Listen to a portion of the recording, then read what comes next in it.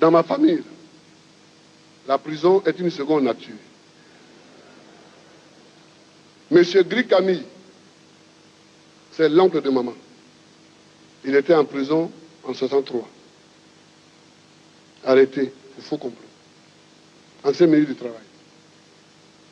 Mon père, Koudou Paul, arrêté en juillet 64. Ma soeur qui est là, Diakoui, elle était en grossesse en 71. Elle a été frappée, arrêtée et elle a accouché. Et l'enfant est mort. Moi-même, j'ai été arrêté 4 fois. La première fois en 66, par un sous-préfet, il s'appelle Ayemou Noé. Je ne sais pas ce qu'il est devenu. Ensuite, en 69, pour faire des grèves, parce que j'étais contre l'embrigadement des étudiants dans un parti et dans un mouvement unique. En plus, en 71, on m'a arrêté et Dieu merci, on m'a amené dans l'armée, ce qui m'a permis de connaître les militaires et l'armée. J'ai fait 2 ans. En 92, on a été moi-même, mon épouse qui est là, et mon fils aîné, Michel Babou. On était tous les 3 en prison. J'ai fait 6 ans en exil. 6 ans et demi. J'ai fui la Côte d'Ivoire. On constate quelles assurances nous donnons aujourd'hui aux populations suite à ces déclarations que nous venons de faire, qu'elles pourront vaquer tranquillement en sécurité en leurs occupations. J'ai indiqué tout à l'heure que la Côte d'Ivoire est un état de droit. Une manifestation autorisée par le gouvernement doit se dérouler normalement. Et c'est ce que nous avons cru jusqu'à aujourd'hui. La semaine dernière, il y a eu plusieurs manifestations. Pour la plupart, il n'y a pas eu de violence et par conséquent, nous avons autorisé ces manifestations. Mais quand il y a violence, quand il y a agression, quand il y a destruction de biens privés et publics, le gouvernement prendra toutes ses responsabilités. Tous les leaders des partis d'opposition qui ont participé aux manifestations d'aujourd'hui et qui ont été pris en flagrant délit de destruction ont été interpellés. Et la procédure judiciaire suivra son cours.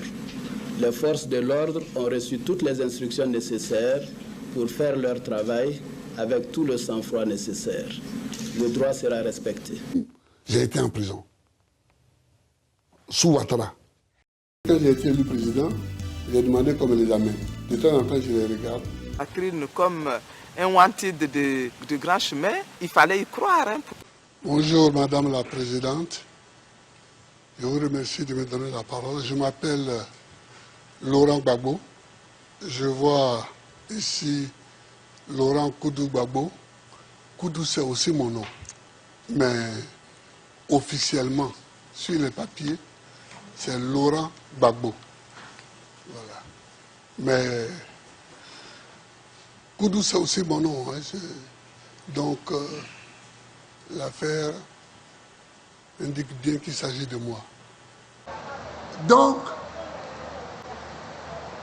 tenez-vous prêts. Le comité central va prendre des décisions et vous aurez les mots d'ordre qu'il faut. J'ai dit que le comité central dans 2 semaines va prendre des décisions et nous allons lancer les mots d'ordre.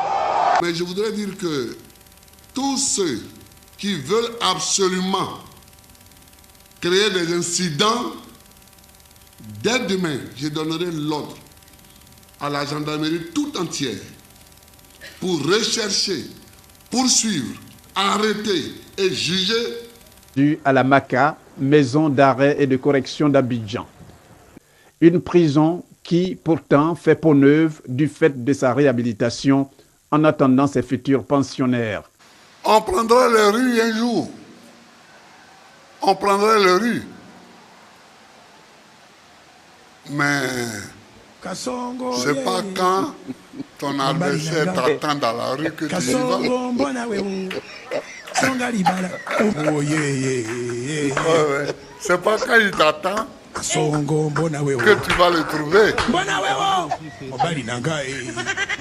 On le voit, il m'attend. C'est pas ce jour-là. C'est pas quand ton adversaire t'attend dans la rue que tu y vas. C'est pas quand ton adversaire t'attend dans la rue que tu y vas. C'est pas quand ton adversaire t'attend dans la rue que tu y vas. C'est là que Houphouët-Boigny a dit sa phrase terrible. Mais Gbagbo Laurent, il est perdu. Toi, tu n'as rien, tu n'es rien et tu ne seras rien dans ce pays. Gbagbo Laurent, il est perdu. Toi, tu n'as rien, tu n'es rien et tu ne seras rien dans ce pays. Gbagbo Laurent, il est perdu. Toi, tu n'as rien, tu n'es rien et tu ne seras rien dans ce pays.